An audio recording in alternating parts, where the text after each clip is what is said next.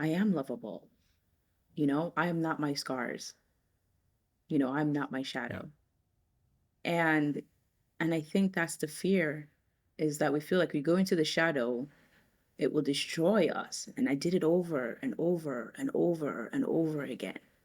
And all I found was more lighter, more expansion, more feeling of self, more feeling of being embodied. It is such a gift. Like, I can't speak highly enough about this work. It's such a gift.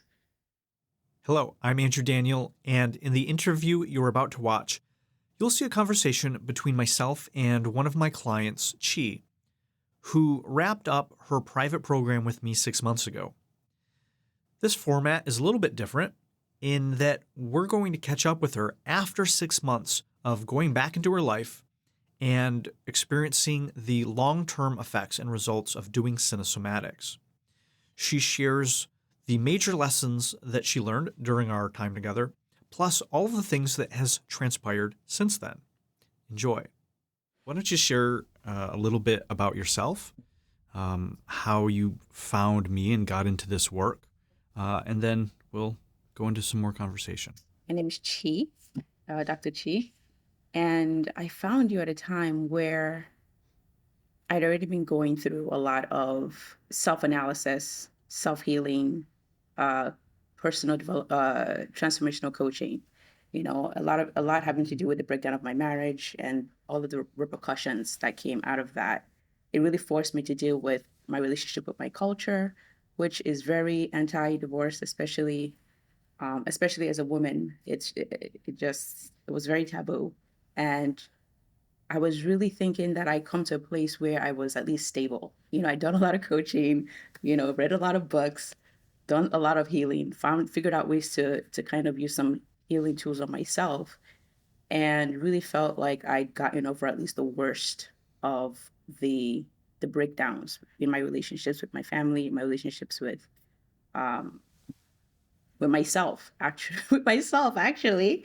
Um, but so I was trying to transition into entrepreneurship. I was trying to launch a business. Leave my 9 to 5, launch a business, and just noticing that I still felt a lot of resistance. I still felt like I couldn't quite make myself do the things that would align me to creating this business. Still doing a lot of procrastination. Still my finances were still disorganized, and kind of feeling like, okay, I feel like I need a mentor. I still need a guide. And I really began to wonder, well, I've already been at this for, I think at that point, a year and a half, all of the healing stuff. And I really began to wonder, like, am I just going to keep healing forever? Like, am I just going to keep getting coach after coach, mentor after mentor, spiritual guide after spiritual guide? Like, where does this really end? And I think a few months prior, I was on Amazon shopping for books. I read a lot. And I think your book popped up and I bought it, but I never actually read it. And for some reason, months later, I picked it up and actually started reading it. And it really felt as though somebody was putting language to what I was feeling. I was feeling all of this internal stuff and I couldn't quite figure out what was going on. I didn't really have the language to put it together. And when I read your book, it really felt like someone understood what I had been through the last year and a half, and understood why I was still stuck. I think that was the main thing. It's like, why am I still stuck? I've done all of these things, you know. I've done all of this healing. I should at least be able to start a business, at least, you know.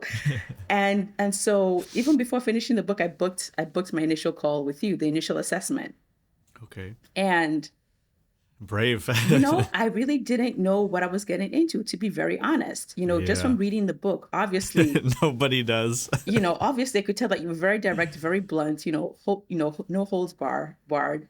And I was looking for that because I'm very much like, cut the crap. Let's get straight to the point. Let's just do what we have to do, get it done, right? And so we had that first session. And I think literally after the first Cinesomatic movement, you went right to the heart of the matter. It was, I can't remember exactly how you phrased it, but it's like something about intimacy, like what's your issue with intimacy or something. And I had already identified that was like my issue because I'd had another coach who who I had a conversation with a few days before our interview, and I didn't really know what intimacy meant until that conversation. And so to have you like really zero right in on that, a few days later, I was floored. I was floored. It like literally took all of the air out of my sails. And then especially because you don't say that, right? So that's the other aspect of it. It's not like we're having this whole conversation. You filled out like an hour-long intake form or everything. So how did I find it out? I believe it was after I did the hand movements. It was just, shaking, the shaking of the hands, literally the first exercise, the shaking of the hands, do it fast, do it slow, do it backward, do it wrong, and as I was doing the movement, I could feel how disconnected I was, because I was all up here. My vision was I was really just trying to not be present to what I was doing, right? Because as the following months would unfold, I dissociate, right? I dissociate from taking responsibility for my actions, for reasons that became clear afterwards. And so I was already sitting with kind of just like, that's weird. Like, why am I so disconnected? Why do I feel like I'm not really in my body? And then you zeroed right in on it. It was like what's your issue with intimacy? Why are you afraid of intimacy? Something like that. And I was just kind of like, oh, shit, he's so right. He's so right. He's so right through me. Like literally so right through me just from the movements, And I think from that moment, I was like, okay, this is something. This modality, this work is something. And the very next session we had a week later with the archetypes was even more illuminating, because we had to do the cinesomatics around intimacy. Like you had me do the movement and no movement. There was no movement, like nothing came. There was nothing that came to me when you said, show me intimacy. And honestly, it was so, I felt so demoralized. I felt so down on myself. It was like, this is the thing you've literally been saying you want, and you have no idea what it is. No idea what it is. Yeah. It was shocking. It was shocking. Once you understand the relationship between these somatic archetypes and manifesting and having what you want in your life, it's obvious. If you do not have access to the somatic representation of one of these archetypes, if you just, AKA you stand there and do nothing, I can guarantee you without any doubt that you struggle with that some way in your life, that you do not have that. If you do nothing, if you literally stand there and nothing comes out, it tells me you don't have that. And it tells me you probably don't really know what that is. I think one of the first ones was giving. Show me giving. Show me receiving. And in my mind, I'm like, yeah, I got this. Clearly giving, clearly receiving. I know what I'm doing, right? Yep. And then you went, okay, show me intimacy. Nothing came up. And I'm literally standing there like, I know what intimacy is. Like, come on, like body, do something. Nothing. Like, nothing. Work. I was just Come like, on. I know. I have intimate relationships. I do. I really do, Yeah. And so I think afterwards you had to like do some technical stuff. You're like, let's take a break. I literally went to the side and just like, I just collapsed into a ball because I didn't realize it was that bad. Obviously I knew something was wrong. I didn't know how bad it was. Like there was nothing came up. Nothing. And when we got back on camera, I was just kind of like, blah, blah, blah, blah, blah, blah, blah, blah, blah. I was so despondent, right? And you were just kind of like, okay, what's happening? What's happening? What's happening? What's taking you out? And I had to just be like, a part of me was just kind of like embarrassed just to be so ignorant of myself. I think that's what I was really sitting with, because it's like, I've had me all these years, right? It's just me. I've done this. I've had all this work on myself. And I had no idea that I had no relationship to intimacy. It's obvious now after doing the work. It's so clear why that is and how that came to be. But I think I was coming from this place of, if I work hard enough, if I effort enough, if I can consciously know more, then somehow that would translate to me living it. And I think your work is all about, well, no, that's really not how it's really not how it works. It has to be in the body, you know? And I didn't understand what that meant. And I see it so much in this space where, you know, we're so conceptual with things and it's not embodied. And even working with you as through the months went, understanding that I've never been in my body, you know, and I think I'm just so grateful. I've never been in my body. I think about 3 months in, I was finally able to embody maybe up to my hips. You know, it's really strange to walk through a space and realize, oh my goodness, I've been in my head all this Not time. in it. And now my awareness is down here. And then a few months later, it finally drops all the way down to my feet. And I could actually feel myself moving through space. And I was like, wow, I've literally been in my head my whole life. I had no idea. No idea. And it's like it's like your body's so heavy, you're not able, your awareness can't stay there. You know, your body's so heavy with all of the emotions that you haven't processed, all of the suffering, exactly.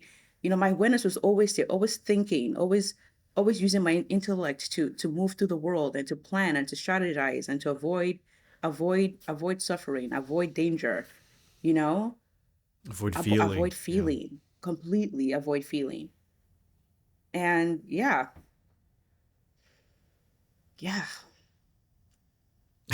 and then you signed up, and then you did 6 months, and then you did an intensive. And so that's what brought you into this work, and that was your kind of initial experience of it. But what are some of the things that you really discover through this work, and how those changed, how we were able to help you break through that with the symbolism work, the cinesomatics, and everything? I mean, two major ones popped into mind right away. The first was the Martyrdom programming that I was running. And I used to think about it as me being a people pleaser, right? Because in that way of saying it, I'm kind of the victim, right? Oh, I'm just a people pleaser. I can't say no to people, yada, yada, yada. But through our work, we realized that it was really just me being narcissistic, right? It was me just being, and this was the biggest, it's the biggest, like, for lack of a better word, it's the biggest mindfuck, right? It's the biggest mindfuck. It's all my life I'm thinking I'm being a martyr like Jesus Christ. I grew up a Catholic, and my family wasn't especially devout, but I was very much about there's a good, there's a bad, right? There's a right, there's a wrong, and I have to stay on the good side. You know, all plays into this expectation of being the good daughter, the dutiful daughter, a good person, right? And so I just came away with this understanding that the world is really about putting other people before yourself, right? And to me, that looked like I never share how I feel. I never, you know, even develop an idea of what my needs are. I never, ever have conversations that make me feel uncomfortable and the thing is, I thought I was sparing other people. I thought, oh, I don't want to have the uncomfortable conversation because I don't want other people to feel bad. I don't want to hurt their feelings. But the truth is I had no ability to stand my ground. I had no ability to voice my needs and to be firm in those needs, right? I had no ability to set boundaries and to be firm in those boundaries. So I'm not going to have conversations with anyone that force me to hold a boundary because I don't know how to do that. But in my mind, I was just like, I'm just being the bigger person. I'm just being selfless, you know? Yeah, I'm being godly. Yeah, exactly. Being good. Yeah. And that realization alone, I was like, God, I'm a narcissist. I'm actually a narcissist. And it was like... And not in the way that we're typically told. Yeah. It's like my self-image was so fragile.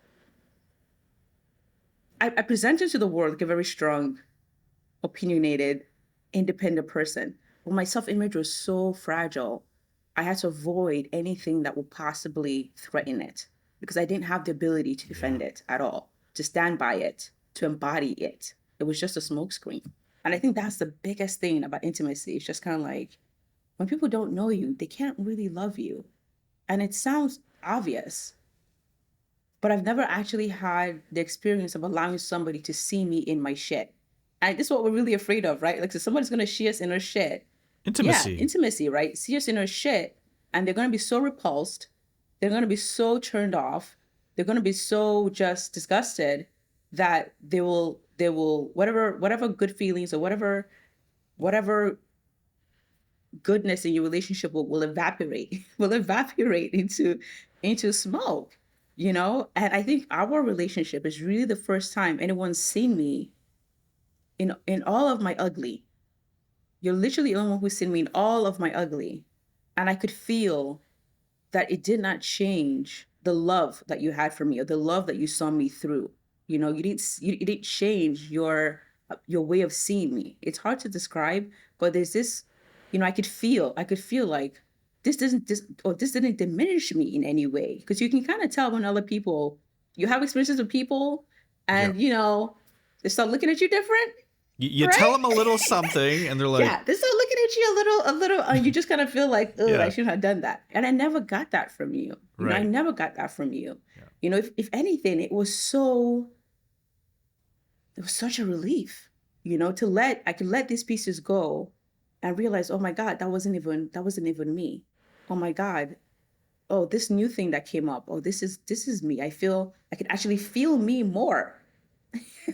I can feel me more. By being willing, by having the courage to be witnessed in all of those things that we're terrified are really us.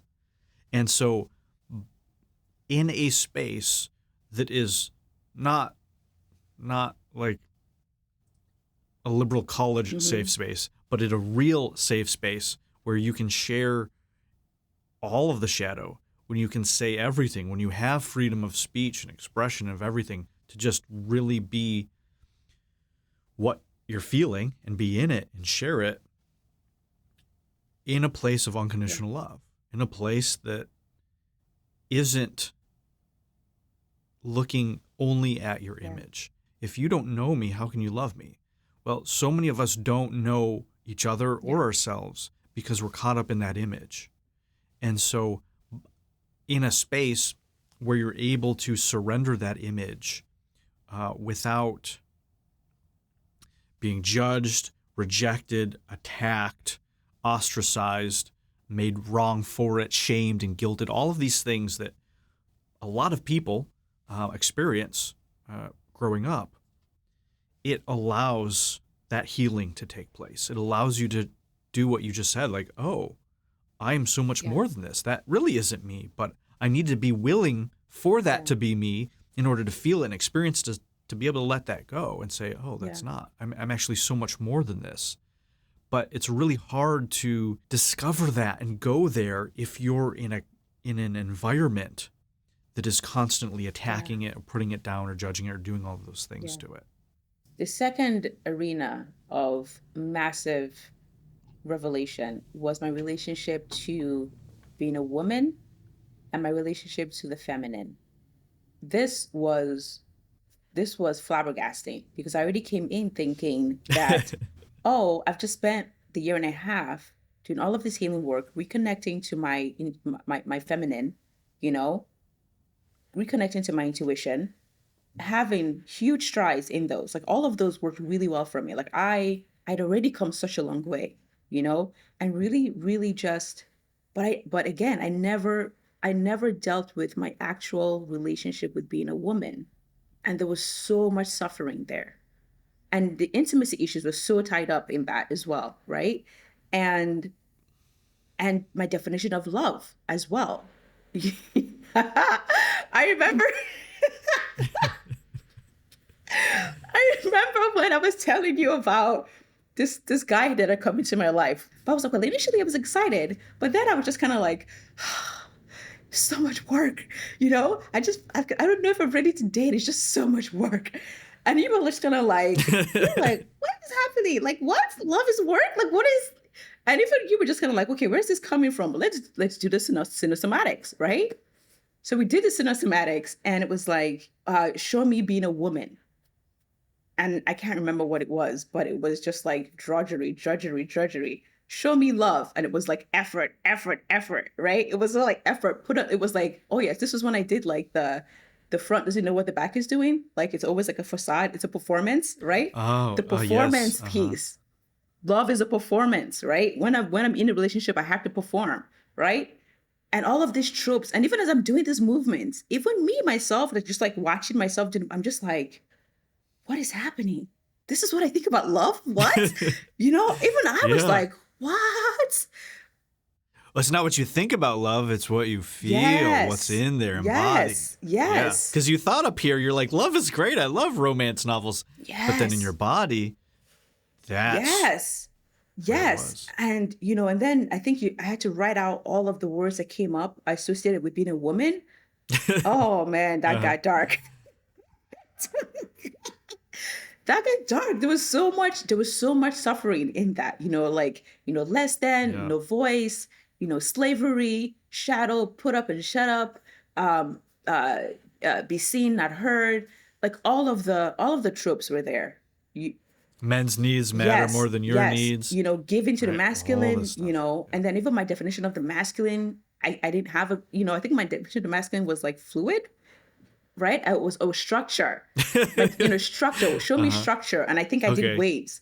And you were just kind of like, well, if you have a glass Well. and your glass isn't holding form, it can't do it can't be functional. You can't call it, Yeah. you know, the structure of a glass is to hold water. If it's fluid, it can't hold water. Like, you know, Yeah, that's and I the had water. these Yeah. definitions intertwined, right? Because Yeah. I was avoiding anything having to do with structure, rigidity, masculine, Yep, right? I yep. wanted to just stay in this space of just like, and this is why Which affected your business. which is why I could never start my business. I didn't have any structures, Yes. you know, and I was just kind of like, oh shit. It's like, you know, just when I thought I got in somewhere, then another thing would open up and just blow me and just blow everything up for me again. And this is when I kept thinking, oh, I'm at the finish line. And it's like, oh shit, I'm only at the beginning. No. And it was just, and then eventually I'm Yeah. just like, so there's no finish line.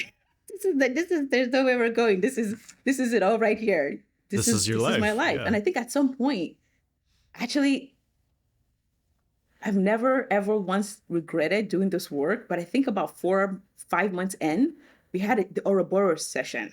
We had a session that I just kind of like, I don't know if I want to do this anymore. Like, I don't know if I want to do this anymore. 'Cause I literally don't know. Is that the one where you just were standing there in defiance? Yes. Yes. Yeah. Like- yeah. That was not a fun Yes. call. You know, I don't want to do this. I don't want to do this anymore. It was, I got to a point where just kind of like, so much was shifting. So much of my layers are being stripped. I just got to the point, it's like, I don't even know what's coming down the pipe. I have no concept of me and who I am in this space. Like everything I thought I was just a mask, a story, an image, you know? And it really started to scare me for the first time. I've been doing this work for like years. I don't know Yeah. where this is going. Like, I literally don't know where this is going. Before, I had this idea in my mind of what Your ego could grasp. my ego could grasp. Yeah. And at some point, Yeah.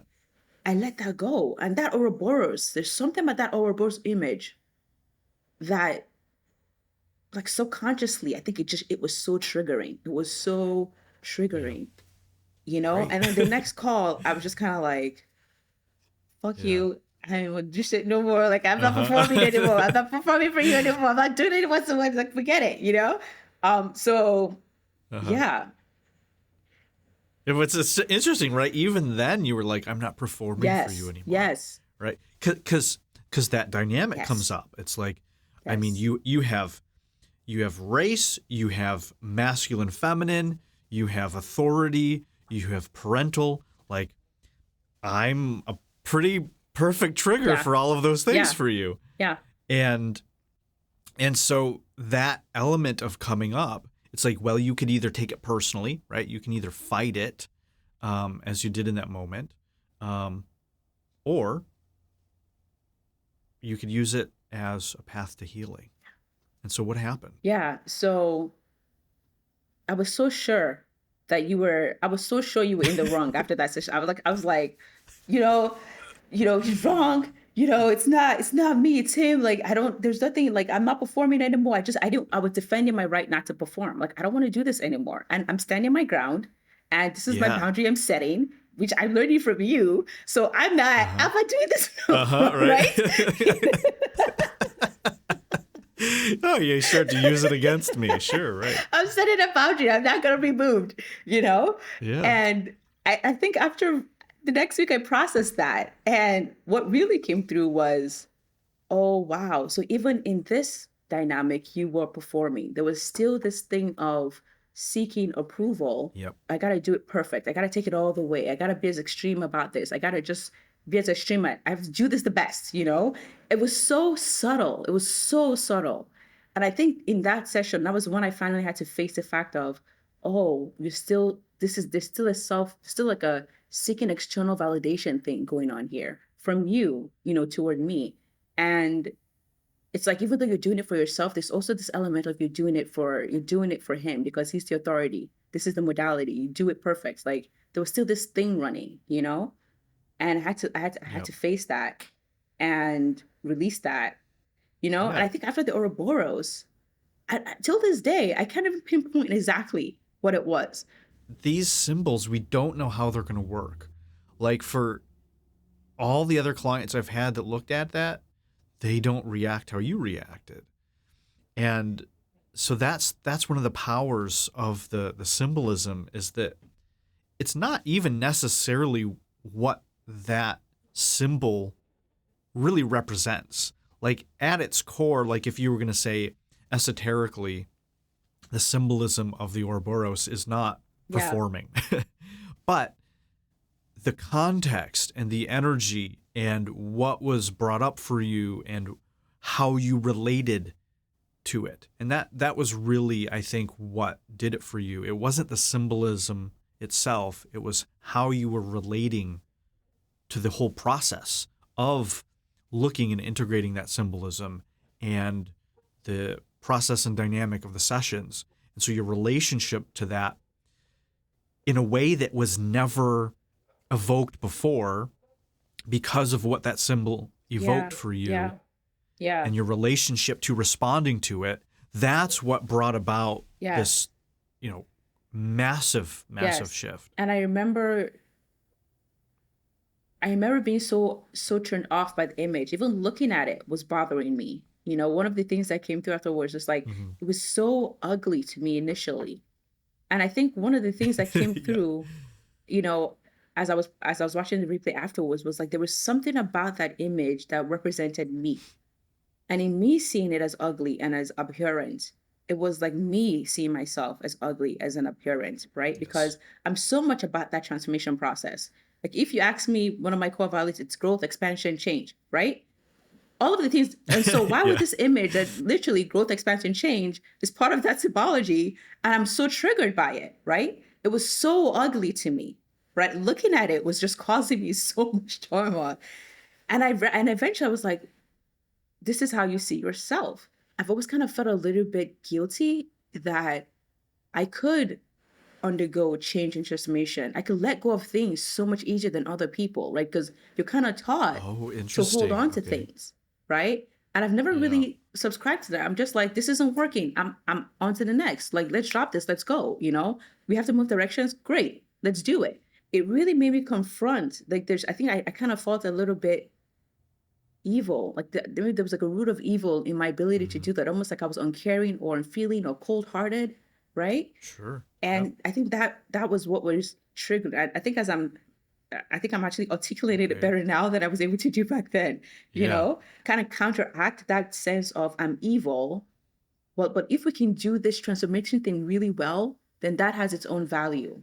It's almost like a way of just, I don't want to focus on the fact that I'm evil. I just want to focus on the fact that I can do this work so well. I can do this transformation thing really, really well and be a good student. And this modality is like the epitome of doing that. And so I'm going to be the model at it. So there was this like, validate me, because this is the way that I define myself. And if you as the modality, the creator of this modality, or the like facilitator, don't see me as this great transformationist, just great ability to transform, then that somehow threatens my self-image. And I'm only kind of, actually, this was kind of lost in me, but I think that's kind of why I was just kind of like, I don't want that taken from me. Okay. This is the one thing I have going for me right now, is that I can change quickly. Yeah, sure. I'm not about to have you mess with that, you know? And so I think that's what was coming up from, is like, I don't know if I want to do this work anymore, because the one thing I had going for me was that my fierceness in doing this work. And if you're going to take that, you're going to shift that. Like, I don't know if I want to go on. What else do I have? What else do I have? Everything has already been stripped away, and I was good with that. This one though, I was like, But then you see it, you're right, how transformative is when you do that, right? So then what's the shift that happened? So I think having to just admit that to you, like I told you that during the next session, all of the stuff that came up and how I was really feeling. It's like I wanted to shut down again. I didn't want to talk about how I was really feeling. I didn't want to talk about how I'd seen this self-pleasing thing again after working for 6 months, right?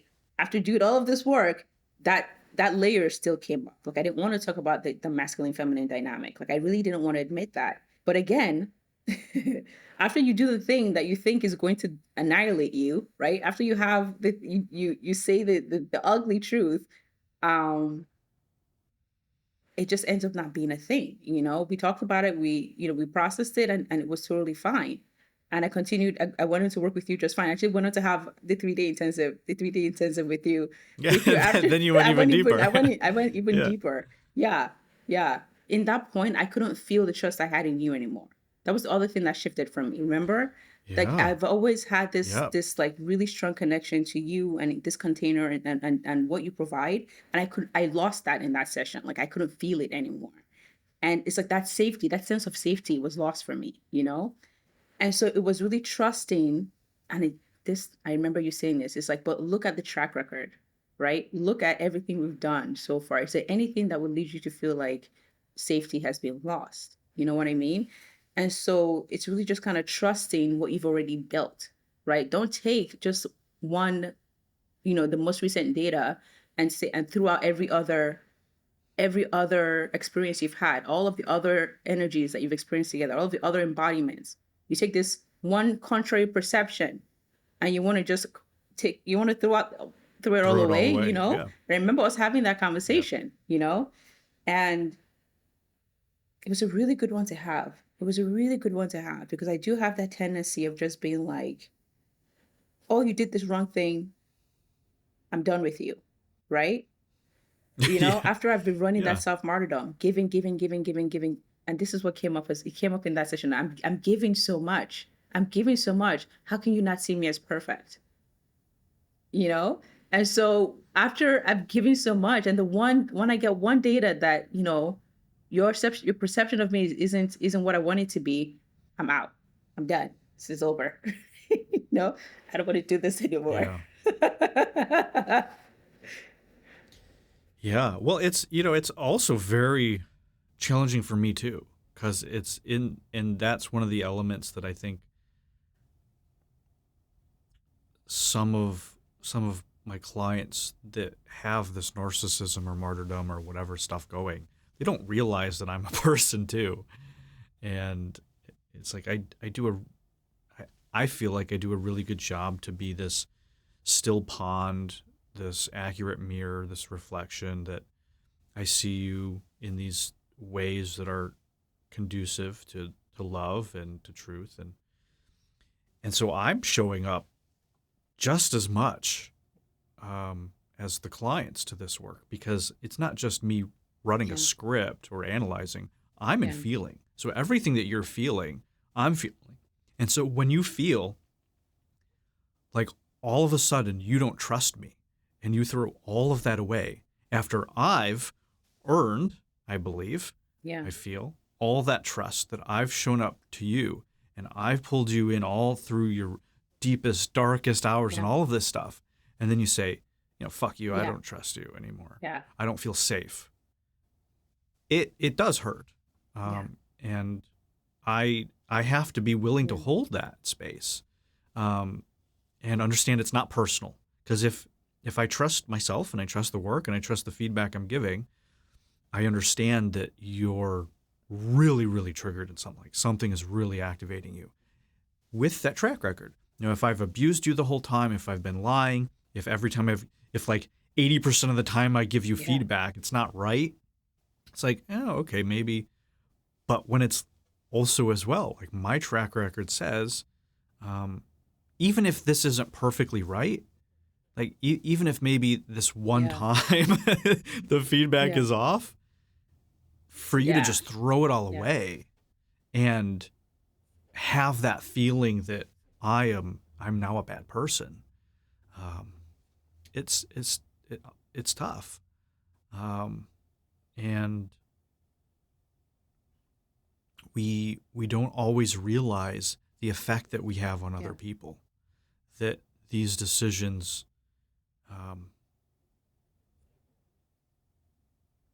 affect the space around us. It's like in the book, your life is not just about you. And so that's always an interesting experience, where we get to a place in the work, and after all of this time of loving somebody, and then they get shown something that's too dark,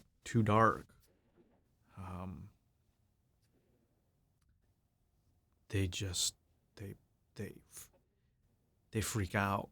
And it's because I think one of the reasons that can happen is because there perhaps has been so much trust or so much accuracy in feedback or so much safety or so much something, that when you get something that you can't reconcile, it almost the ego almost wants to use that to invalidate everything else, because it's terrible, because it's like, wait a minute, well then he could have been wrong about everything else, and now I've been, hoodwinked and lied this whole time.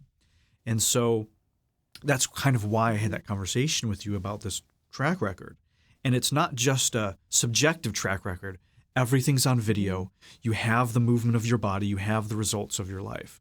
And I think that's a really important piece of Cinesomatics, is that because we go to those depths, because it's one of the only places that we actually really dive into the real shadow, not just, what do you not like about yourself? Shadow work. Let's burn some sage and blow it away. But we actually go into these deepest, darkest parts of humanity as a whole, that trust and safety is very, very important. And it required me to have spent 15 years doing this work before I was even really able to hold that place, because I was doing all this shit too. I've done all of this stuff. I've wanted to invalidate my mentors. I've wanted to do all of this stuff when I'm up against these identity annihilating things.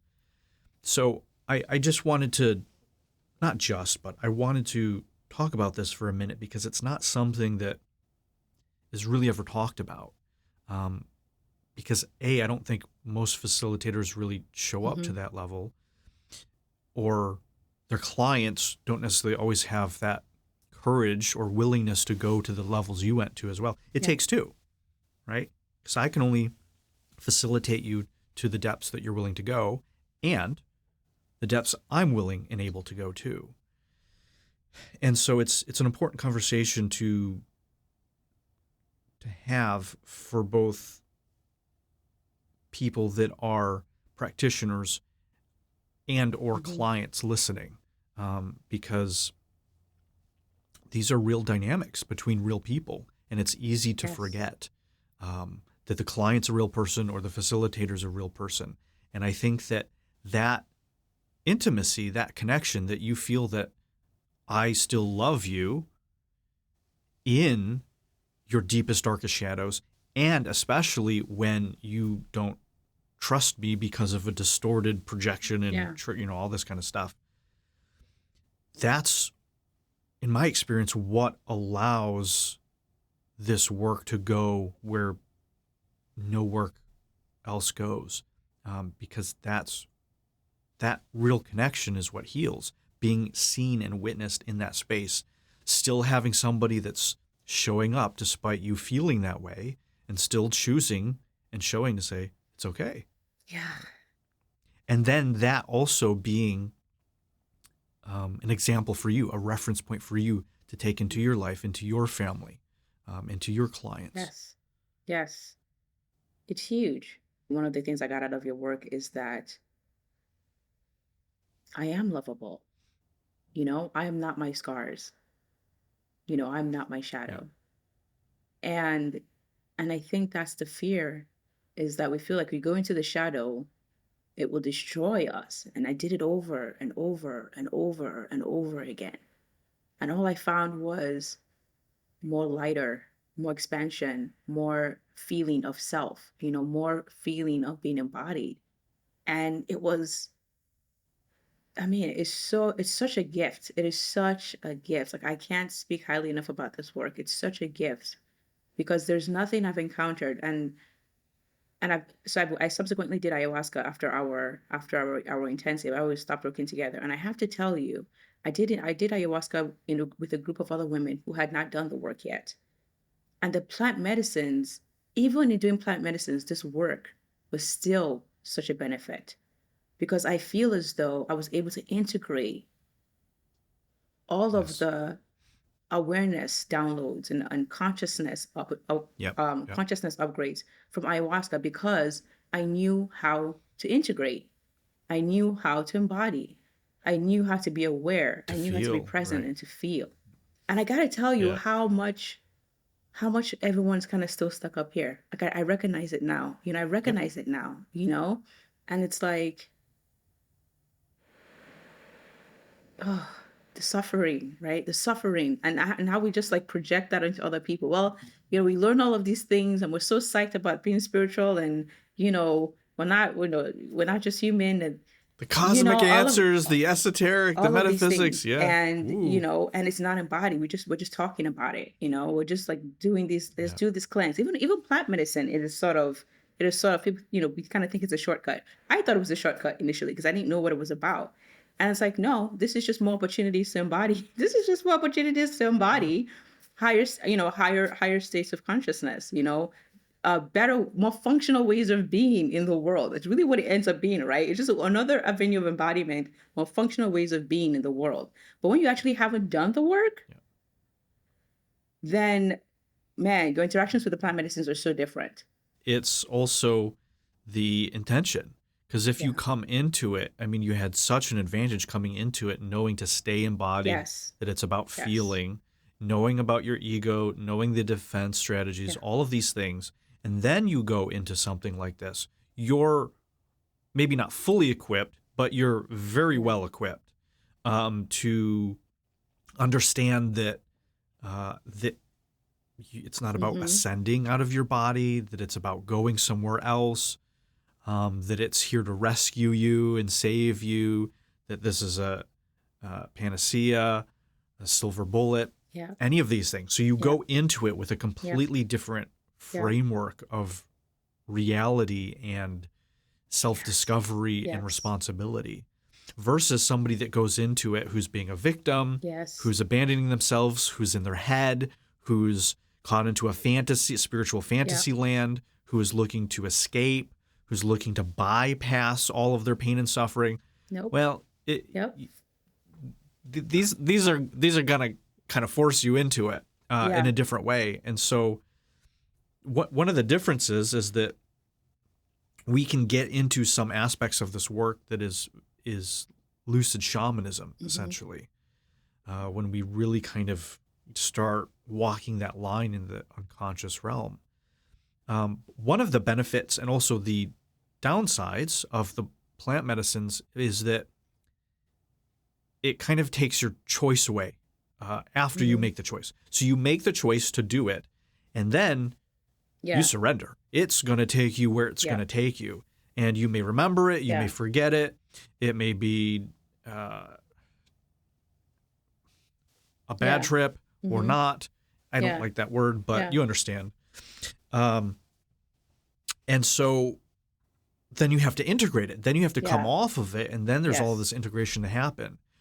And that could be a great thing with this foundational work. And it can be good for people who aren't ready to make the choice consciously. Yes. So this work is like doing ayahuasca lucidly in a Yes. certain way. Yes. It's very different, but in the confronting your shadow aspects, in the unconscious symbolism aspects, it's there. And you have to make the choice through the whole process. You have to keep showing up, right? In the ayahuasca, you're there for a few hours, right? Like you can fight it, but good luck. It's gonna take you. Here, you're always at choice. Now, I'm going to encourage you as a facilitator and going to provide the kick in the butt to show up when you don't want to. That's part of the role. But ultimately, it's always your choice. Like when you did that example of defiance, when you shared that example that you were defined up there, I was like, do this. And you're like, no. And I'm like, do it. And you're like, no. Like, okay, well, we're just going to stand here for 15 minutes while you fight and go against it. But that's all part of the process. But you're at choice the whole time, where the ayahuasca is like, too bad, here you go. And so there's a plus and a downside with that. The plus is that if you're not really at the place where you can make those conscious choices that are really going to serve you, it can be shortcut in a certain kind of way. But the downside is you're not at choice. And so you don't really build that muscle. You don't get that practice and integration of consciously choosing to look at the things that you've spent your whole life not wanting to look at, which is what makes this work very challenging and confronting for people. And even after ayahuasca, you have the choice to go right back to where you've been. You know, you don't have to do the work. You don't have to integrate. You don't have to take the opportunity that's given. You're always in choice, right? After ayahuasca, Thanks. You can go right back to what you were doing. And I think very often, because you don't have this work, you don't have this language, you don't have this awareness, this tool, then you don't know how to integrate. You don't really know how to move forward. Or the feedback as well. Exactly. Yeah. And even just in ayahuasca, a lot of what comes through to you is symbols, right? I got a lot of snake symbology when I was in the plant management. You know, I've done it twice. I did. You understand that's yes, ouroboros. I know, crazy, right? The thing that was so triggering for me is the main symbol I get. I've done ayahuasca twice. I went back 2 weeks ago. So even in the second session, more snake symbology, but very different than the first time, right? The first time it was Pandora's box, chaos, whoosh, like snakes everywhere, just uncontrolled chaos. The second time, though, it was more intentional. Like it would be one snake doing, and then I would get dancing in this, like, you know, especially like the Bollywood dancing. I didn't realize how snake-like those movements were. I kept getting snakes expressed in different ways. It was almost like this energy expressed in different ways. And just being able to speak the language of symbol, which I've gone on to study more through the tarot because of you. And that has just been another revelation, right? It's like you speak the language of the subconscious now, if you understand symbology. So not only do you understand programs you're running, you can also, if you have other, certain modalities, you can also release, certain energies that you're running more efficiently, because you can do it. You can more efficiently because now you can release them based on archetype rather than just like one energy at a time, which is one of exactly the story. Exactly. It's like, okay, well, what's the archetype running the story? Or even just my relationship with money, and tying that with my relationship with the masculine, and tying that with my mom's relationship to the masculine, which I embedded, right? Just, the mom and the father as symbols in your life of the divine mother and divine father. I mean, that alone is like enough to carry you 80% of the way, right? If you can just, you can release the distortions. Your relationship between the masculine and the feminine. And it's like, on so many levels, like I don't really have any more words to tell you how amazing this work is. And you need to hurry up and get it out. Like, just do what you have to do, Andrew. We're doing it right here. Yeah, that the masculine, feminine, and then you see that it's also in the body. And then that adds just a whole other dimension that you're like, oh my gosh, I'm literally embodying these masculine and feminine archetypes that were passed on through my parents. And if you don't make a conscious choice to shift those, to learn from those, to change those, to embody something more functional, you're going to reproduce a combination, a distillation of the energies of your parents. And we see that all the time. I mean, people like that's a common thing that just an average person is going to say, oh, you're doing what your dad does, or I'm just like my father or mother, or I'm the exact opposite. I've rebelled in the other way. But then when you realize that that's actually in your body, that in the way that you move your actual flesh, those dynamics and energies come through, and then you can change those. And then you can say, oh, those are dysfunctional. My parents fought.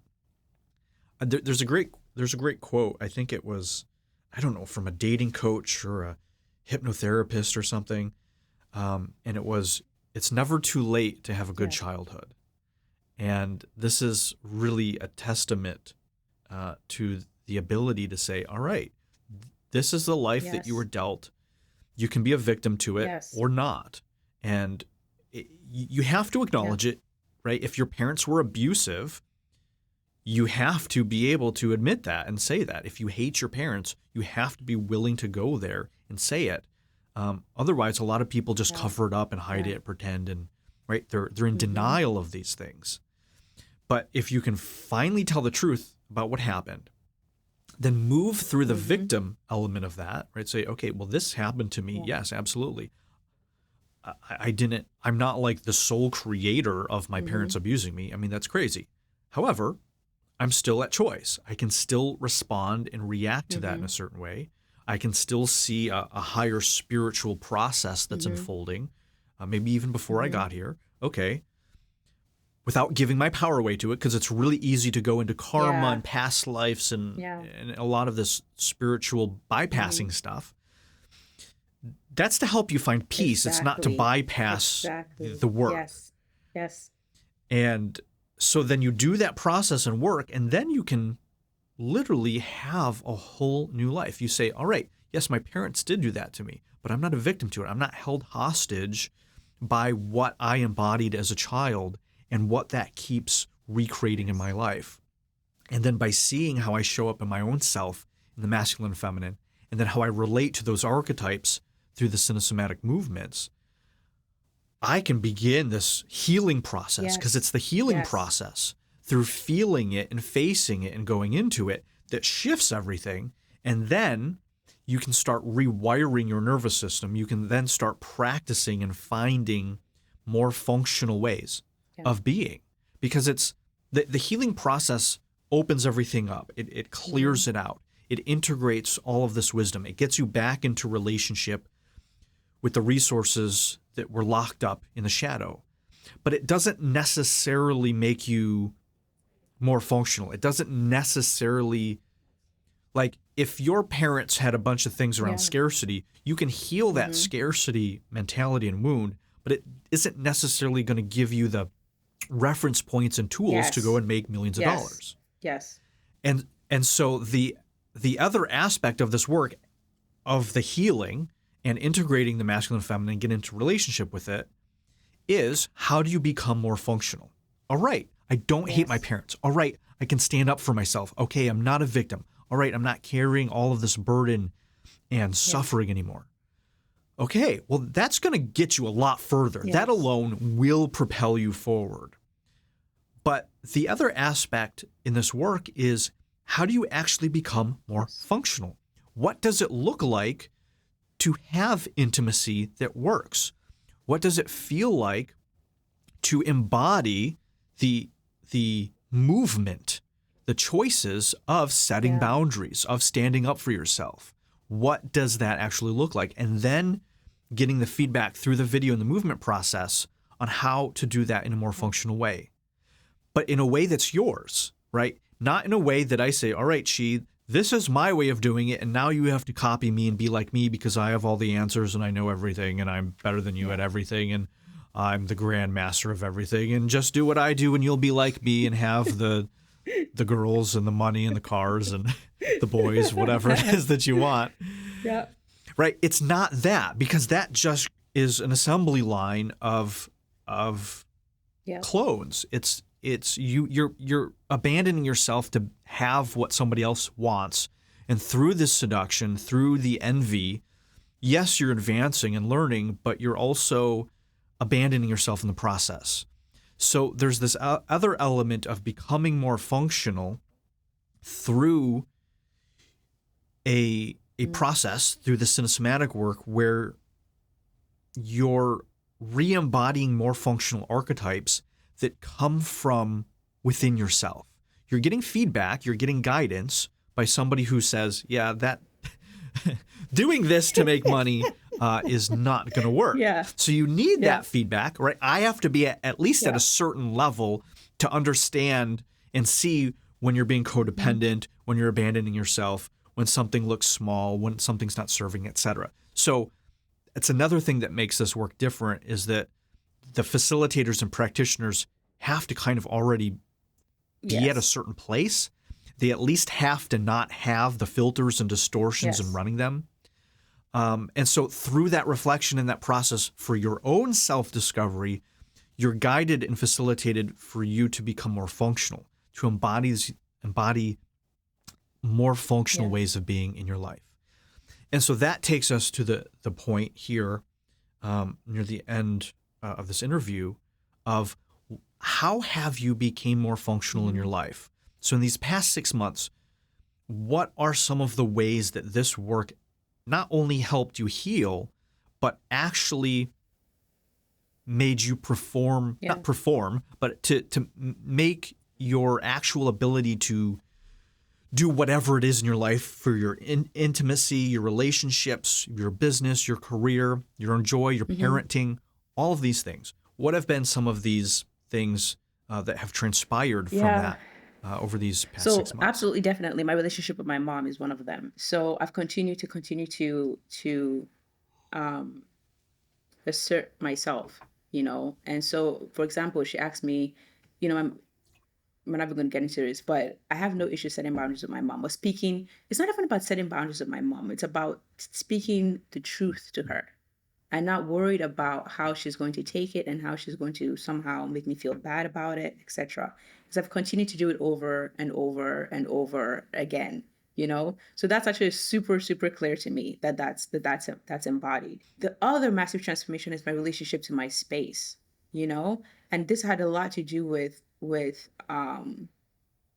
two things: structure and beauty. There was no sort of energy of consistent, rhythmic, this is what we do to take care of it, just tapping into the beauty that I'm creating by taking care of my space. To me, it felt like obligation. It felt like, just like more. Well, and that's your Yes, it relationship with is. love and Yes, all that stuff that we talked about. yes, Yeah. Or yes. you And shared me about. being free and just wanting to be free from all that stuff meant that I'm just going to do them whenever I get to it. I'm just not going to. Yeah. And it was so dysfunctional. It's the same thing that led me to being homeless. I was like, oh, I don't have any Yes. responsibilities now. I can live wherever I want. So I'm sleeping in my car. And I thought it was freedom. But I realized, as I think you've realized, it's something else. Yes, it So was go me ahead. just being completely disconnected from my space. And also me just wanting to avoid, there was something about not putting roots down in this space, was also kind of me avoiding of my real life circumstance of just going through a divorce, this messy divorce, and my kids. It was symbolic of something. It was symbolic, being so disconnected from the element of, this is an obligation. You're creating beauty, right? Someone isn't forcing you to do this. You're seeing beauty through your environment. Order is a way of bringing beauty through, so eventually, and for the longest time, I didn't know what to do with this space because I just had, very little furniture. I felt like it was too small to do anything with, but I got this beautiful wood dining table, right? And this beautiful carpet. And just putting that in the space somehow just shifted something from me. I'm just like, the space was completely different. The energy was completely different. And then I started moving things around. And now the space doesn't even feel the same. I actually want to be here. Like usually I go to work to escape, right? I Imagine know, that. imagine, Yeah. usually I go to work to Yeah. escape because, it's upstate New York, it's nature. I feel more at peace there. And I'd be so happy to go to work when it was time to go, which is like, who does that? And now I'm having the experience of, I just want to go home. I just want to go home. I don't want to go to work. I just want to, it's so beautiful. I love it so much. I love it so much because it's so not, yeah, it's so different. I didn't think, because I thought I had to leave the space to connect to the beauty of my environment. I didn't think I could do it where Oh, I wow. was. Yep. That's the revelation. Yeah, even when my mom visited, she's like, "This place looks so much bigger. What did you do?" And she was taken aback. It's like, "Oh, it's Yeah. not just me. Other Yep. people can actually feel this too." She's like, "It looks Yep. lighter. It actually looks bigger." And she couldn't quite figure out, what I did. I'm just like, You're like, it's yeah, me. yeah, it's Yeah. and it really reminded me of being in your space when I came for the 3-day intensive, because I'd never been in someone's space that was such an extension of themselves. Like your home is such a reflection of you. Like down, like Yeah. every detail is like, this is so Andrew, Yeah. right? It's so Yeah. intentional, The light right? colors, and then this color is The there. containers for the food, like everything, like even in your The pantry, air filters, the like purifiers. like I've never been in anyone's space like this, and down to the knife and it's just like, and I could feel that in the space. Just being in that space in itself was so comforting and so healing. It was like literally felt like I was in the container itself. The container I felt with you virtually, your physical space was Yeah. that embodied. It's so trippy. This has been a Yeah. journey for me, right? I tell my story of, I've been homeless twice and lived this whole minimalist road to destrudo, right? Just this desire of going back into the dirt, and then this whole journey over the past few years of buying very nice clothes, decorating my house, this whole process of clothes and stuff, all of these things that I think a lot of people can get caught up into the Yes. materialism Yes. of. In this work, you actually develop a new relationship to not just the materials and the things, but how it is an extension of yourself. As within, so without. As without, so within. As above, so below. As below, so above. How you do one thing's how you do anything. And then when you start seeing your home and your space as a reflection of that, once you start seeing your own hygiene and self-care as a reflection, once you see your own clothing and the way that you show up in the world like that, and then you have to go and sort through the narcissism, the superficiality, the ego aspects, the doing it for other people, the performing, the narcissistic aspects. It's a whole journey that takes you through that whole process. Letting yourself have stuff. Am I going to let myself spend $5,000 on this thing when I could get it for $500 or maybe even $50 used at Goodwill? So it's an entire process of transformation that we can undergo around something that for most people could just be a very superficial checked out process. Yeah. And, I got to be honest with you, when you were talking about how much money you spent, I was floored because I was just like who, just like, why, why, just really not understanding. And then after visiting your home and being like, okay, so I can actually feel the beauty in this space. I can actually feel the care and the love literally in this space.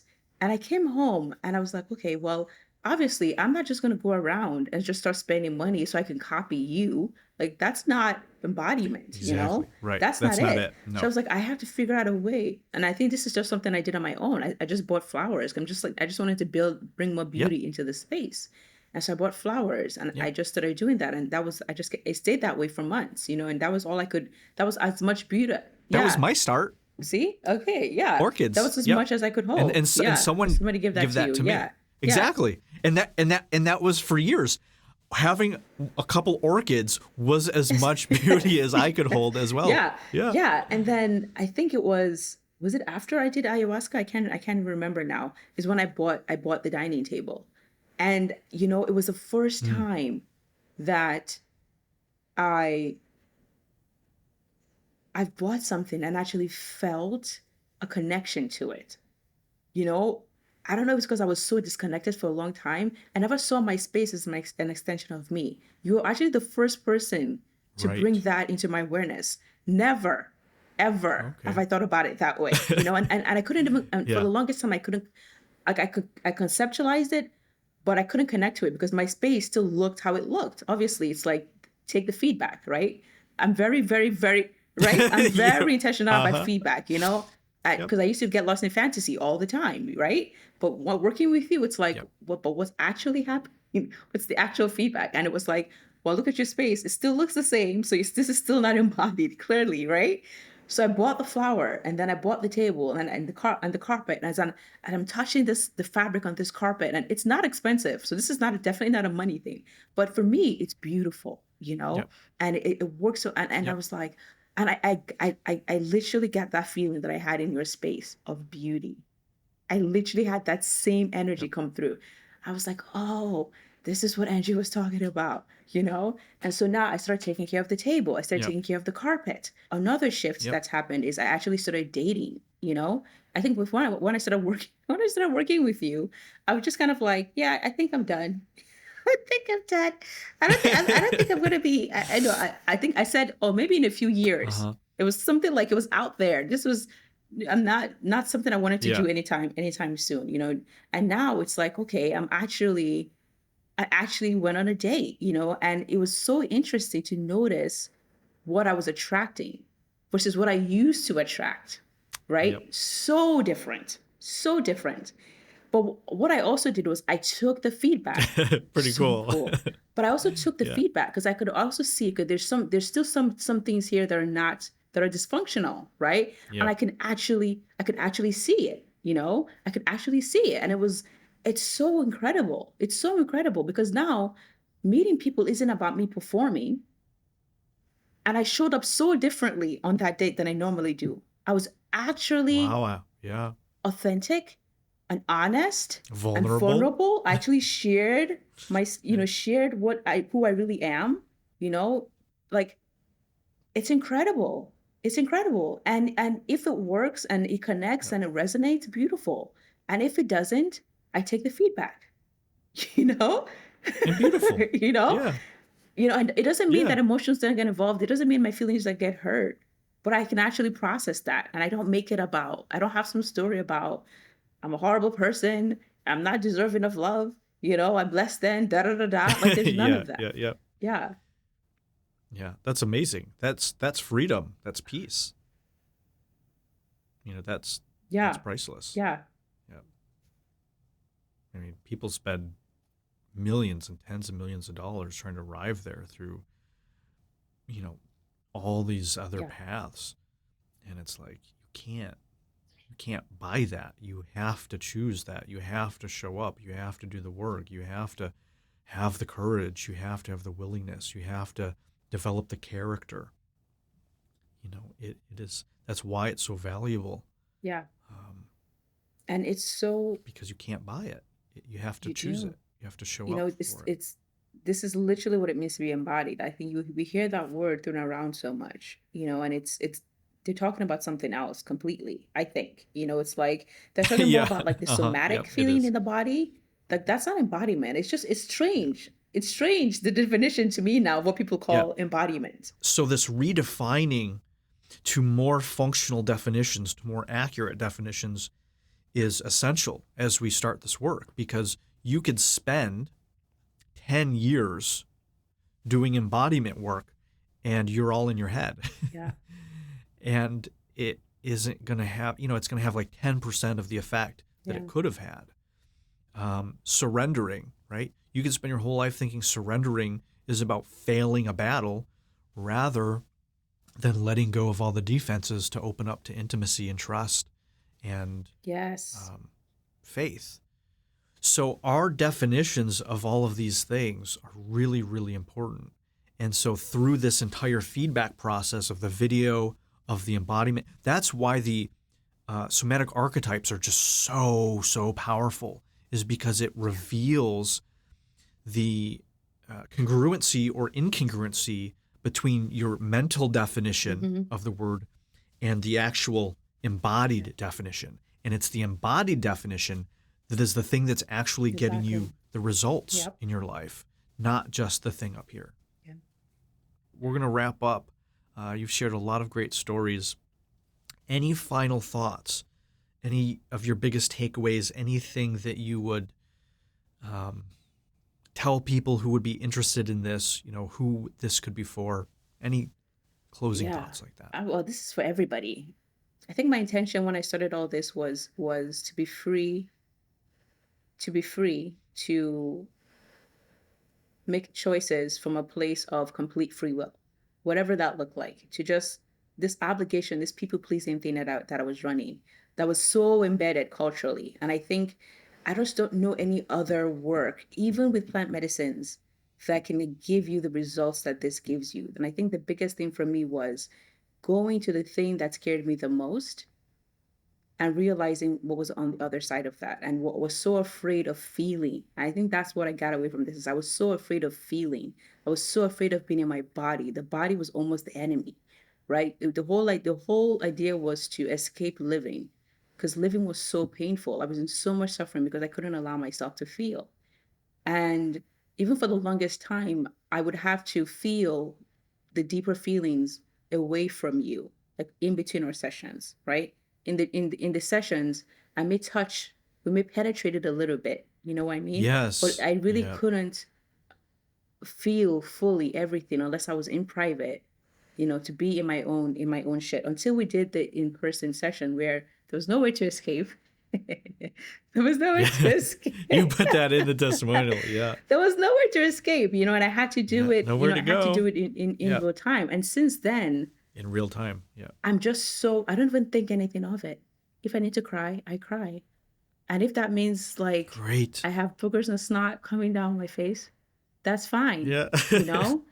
I'm just Wonderful. so fearless now, so fearless because I know I'm grounded in what's real. And I think it's so beautiful because and I can mess up. I can mess up. I can just mess up and just take the feedback. No, there's just fear of like there's a right way to do things, there's a right, there's a wrong. And you just release all of that and actually look at what's real. All of these weird definitions that I had in my head that were running about good, bad, martyrdom, giving, receiving, money, love, woman, man, feminine, masculine, rigid, struck. We covered everything. We covered everything, and so I got to see myself as I really am. And that's the thing, the truth. If you're looking for the truth, this is the thing. If you're looking for the truth of who you are, what you really, really are, this is the thing. And if you can face that and go through that and feel it, then your freedom is on the other side. That's it. Thank you so much for your time. We all appreciate it. I think a lot of people will see themselves in your story. And, I hope that this inspires people. I think that there's a lot here that you can study, a lot that she has laid out for you in her own life and the choices she's made from the lessons she's learned through this work. You've been a great reference point for people to start that journey. So thank you for your time. Thank you for your courage and your willingness to share all of this stuff with us today and to do the work. Thank you for offering. Thank you for the invitation. Thank you for showing up.